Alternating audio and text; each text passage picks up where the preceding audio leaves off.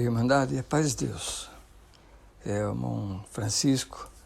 Essa madrugada eu levantei para orar e buscando ao Senhor, interferindo pela nossa casa, família e por toda a Irmandade, da qual o Senhor nos deu a responsabilidade de conduzir da melhor maneira possível que nós podemos. Às vezes sofrendo nós, para tentar pelo menos evitar o sofrimento da Irmandade. Ainda que reconhecemos que nós não somos capazes de tudo isso, mas estamos na submissão daquele que tudo pode. E eu orando de madrugada, o Senhor me trouxe para que eu fizesse esse áudio para a Irmandade e contar uma obra para nós refletir. Muitos já ouviram eu contar essa obra em algumas igrejas, mas hoje o Senhor trouxe para mim de madrugada, para passar para todos vocês. Em 91, eu passei uma prova material e espiritual muito difícil. Perdemos tudo que nós tínhamos e o sentimento de fracasso, de perda, foi muito forte. E eu não conseguia assim, absorver aquilo que eu estava passando. E principalmente na época, a gente assumia a posição de diácono mais velho da região, e tinha um compromisso muito pesado na obra aqui, no estado do Maranhão. E as coisas materiais ficaram muito ruins e também a espiritual, minha mente ficou muito assim, conturbada. E eu questionava, Senhor, onde que Tu está nessa provação? E eu procurava, às vezes, conversar com um, com o outro, não lamentando, mas esperando ouvir alguma orientação, como aquela sunamita, né? Ela precisou da orientação de Eliseu, depois do milagre da multiplicação do azeite. Ela precisou da orientação. Vende, paga a tua dívida e vive do resto. Então nós estamos constantemente dependentes de alguma orientação de Deus ou daqueles que Deus se usam deles. Mas para mim estava tudo fechado. E no desespero daquela causa eu fui para São Paulo. Nós tínhamos a reunião do ministério. E naquela noite levantou um servo de Deus lá do Paraná, que o Senhor já recolheu ele, e ele contou essa obra na pregação da palavra. Ele pregou a palavra e essa obra trouxe muito conforto para mim. E eu acho que encaixa agora nesse momento. Glória a Deus. Irmãos, ele contou que ele morava em São Paulo quando jovem, tinha 14 anos, tinha mais uma irmã, se eu não me engano, e os pais moravam numa favela na zona norte de São Paulo. E a mãe foi acometida do câncer, o pai desempregado, e ele, como filho mais velho, 14 anos, assumiu a responsabilidade da casa. E a mãe muito enferma, e um dia, num domingo, ele muito triste, saiu para a rua, desesperado, não era crente, ninguém na casa dele, e encostou num poste assim na favela e começou a chorar. E um jovem, nosso irmãozinho, indo para o culto de jovem, viu aquela cena, voltou, falou, amigo, o que você tem, que você está chorando?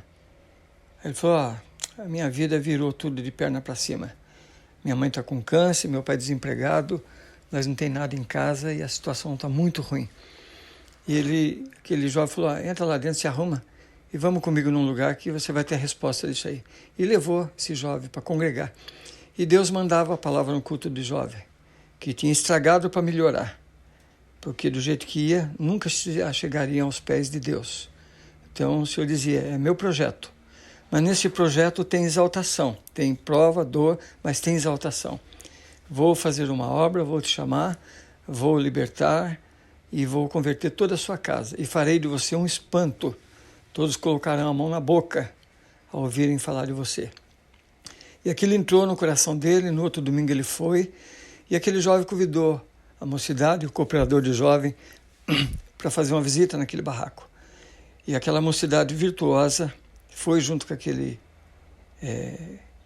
com os jovens fazer a visita lá. E o Senhor deu oração para o cooperador de jovens, o Senhor visitou muito eles, e naquela oração o Senhor fez uma obra, libertou a mãe do câncer, chamou ela, o marido e o menino de 14 anos também nessa graça. Resultado, aí na pobreza que viviam, foi passando-se o tempo, veio a época do quartel, e no quartel ele fez um curso de taquigrafia na época, que chamava, que utilizava o código Morse. Então era assim que se comunicava. E ele aprendeu e exerceu a posição de tacógrafo, outro nome, não me lembro, no quartel, digitador lá do código Morse. Ficou lá, acho que 2 anos, e saiu. E nisso ele já era auxiliar de jovem, músico, conhecia uma irmãzinha lá também da comunidade, casou com ela, pobre também, fez mais um pedaço de barraco lá grudado com o pai e a mãe, e tudo servindo a Deus. Veio o primeiro filho, o segundo filho, e ele tinha arrumado um serviço numa empresa como pessoas da comunicação da época do código Morse, e essa firma veio a fechar e veio o desemprego. A esposa grávida já do segundo filho, e não tinha nada em casa. E a situação muito difícil. E eu ouvi nessa obra o servo de Deus contando. E ele dizia que uma manhã ele acordou, a esposa chorando, e dizia para ele: amor, agora piorou. Porque além de não ter nada em casa, a criança chorando, quer mamar, e secou o meu leite. Aquele irmão desesperado orou e falou: amor, eu vou sair e eu só volto quando eu tiver algum dinheiro para comprar as coisas para casa. E Deus fechou as portas, não encontrou um quintal para carpir, nada para fazer.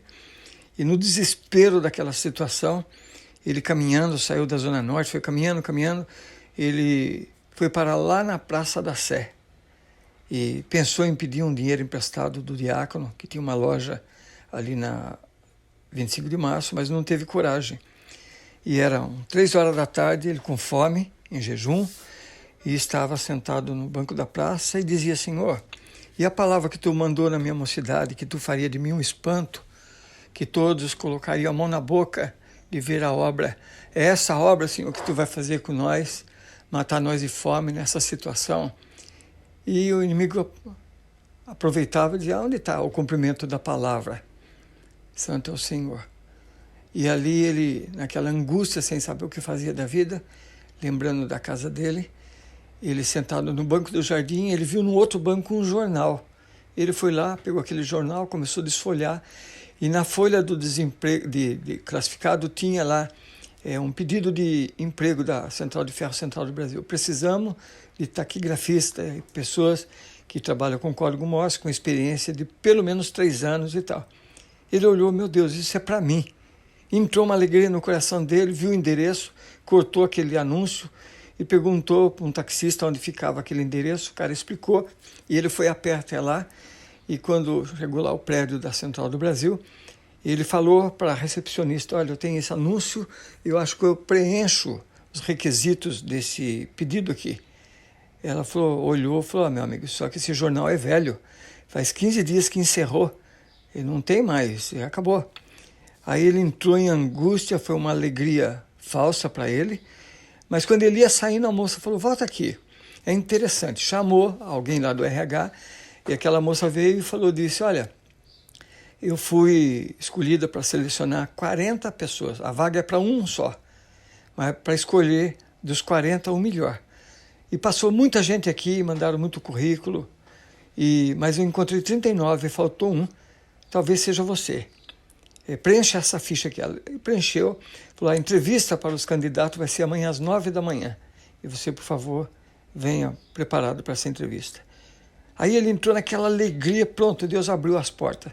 Quando ele estava passando lá na 25 de março, o diácono chamou ele: irmão, você não é o porteiro da Vila Guilherme? Sou.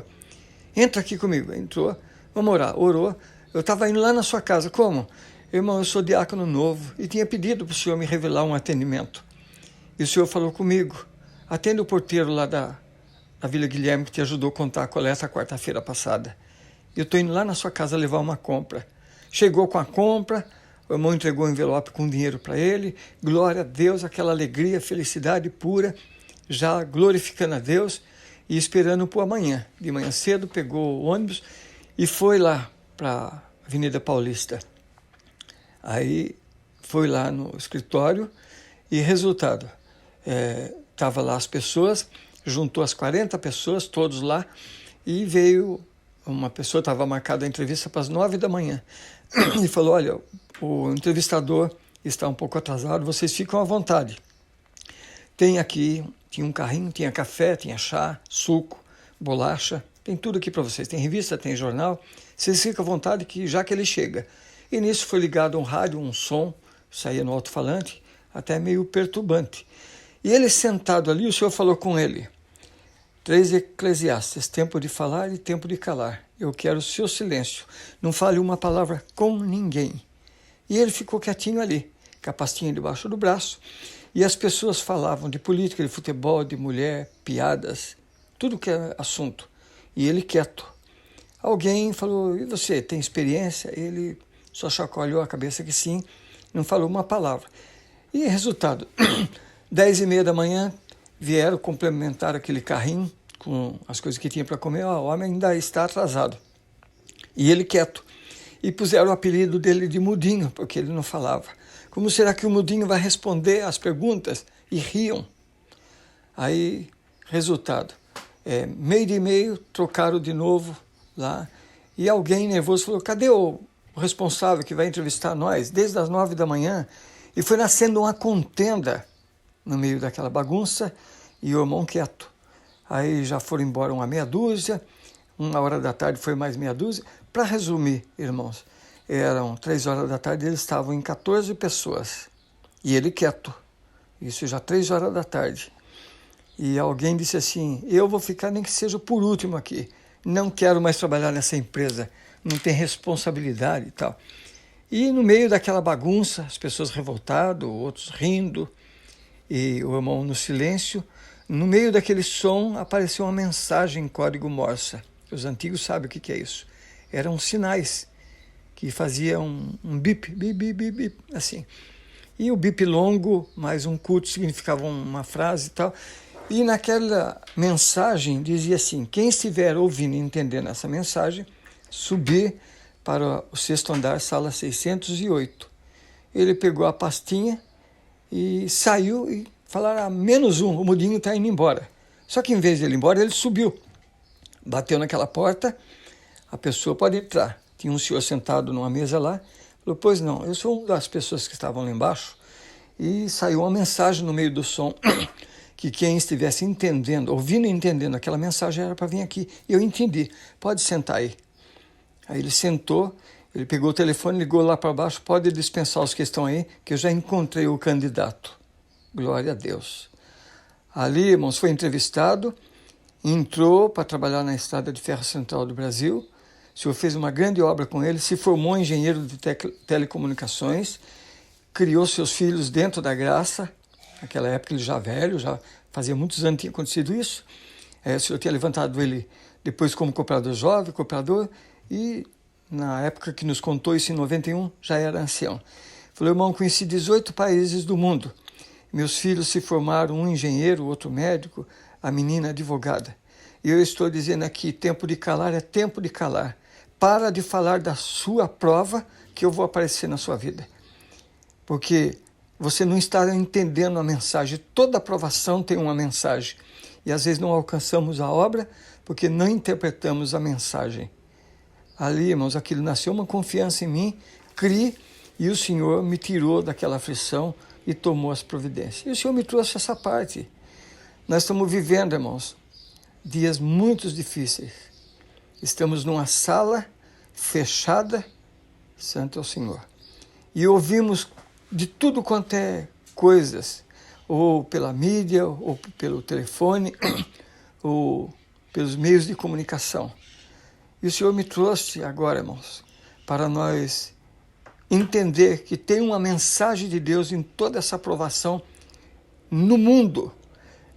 Nunca, nem no episódio da Segunda Guerra Mundial, o mundo parou da maneira que está parado, encurvado diante de um inimigo silencioso, e está aí pondo todo mundo na mesma situação. E o Senhor me trouxe isso, irmão, para nós nos calarmos, falar das coisas boas, lembrar das palavras, das promessas, das obras, e crer que Deus está no comando de tudo isso daí. E se nós entender a mensagem, de repente ela vai falar no fundo do nosso coração. servo, entra na comunhão. Vem que eu quero entrevistar você. Santo é o Senhor. E temos certeza, irmãos, que vamos ser escolhidos. Se nós entender e passar esse momento, irmãos, de tanta disseminação de coisas ruins, né, que traz tanto pânico para a humanidade. Esse é o propósito do diabo. Mas, irmãos, aquele que confia no Senhor, a igreja fechou, mas o céu não. Está aberto para nós. Vamos bater na porta 608, como aquele irmão bateu, estava lá o entrevistador.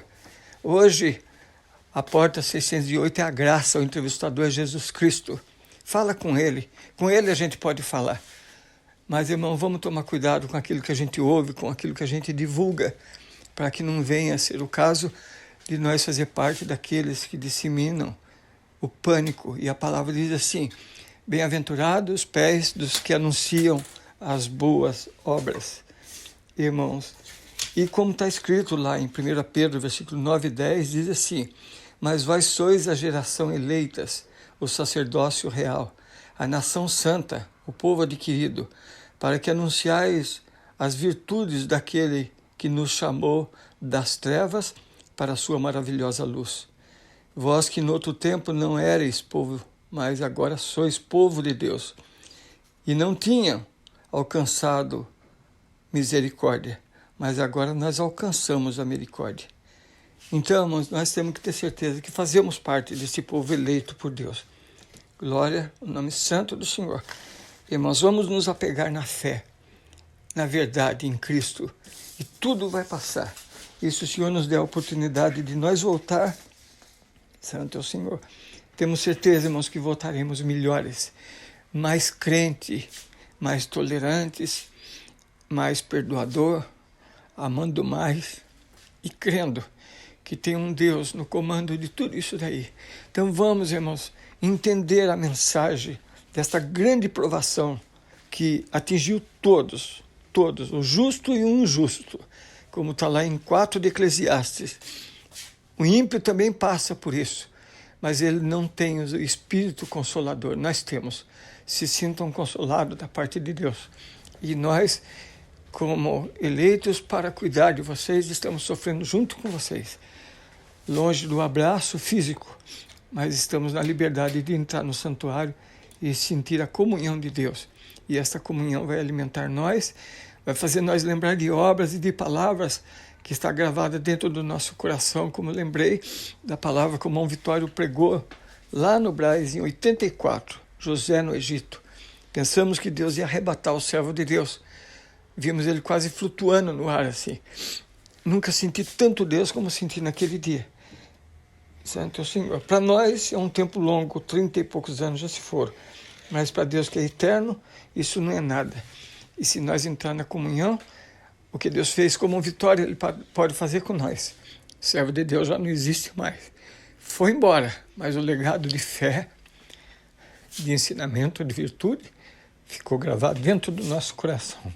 Santo Senhor. Então, mandade, vamos nessa comunhão se apegar com Deus. O justo viverá da fé. Nós vivemos pela fé quando nós temos oportunidade de esperar uma porta abrir, de uma enfermidade ser curada. Mas viver da fé é se alimentar daquilo que alcançamos pela fé. E hoje nós vamos viver da fé. Trabalhamos, recolhemos nossa previdência para nos aposentar. E quando aposentar, nós vivemos da aposentadoria. E hoje o recolhimento nosso é o glória, é o aleluia, a nossa oração. Tudo isso é o recolhimento. E a aposentadoria, irmão, vai ser lá no céu. Ela é eterna, nunca vai acabar. A inflação não corrompe, o vírus não ataca. Então, vamos crer nisso daí e o Senhor nos dará força. Sentir da parte de Deus de passar isso para a Irmandade, receba com todo carinho, na melhor da intenção de ajudar e ser ajudado também. Deus abençoe a todos, Deus seja louvado.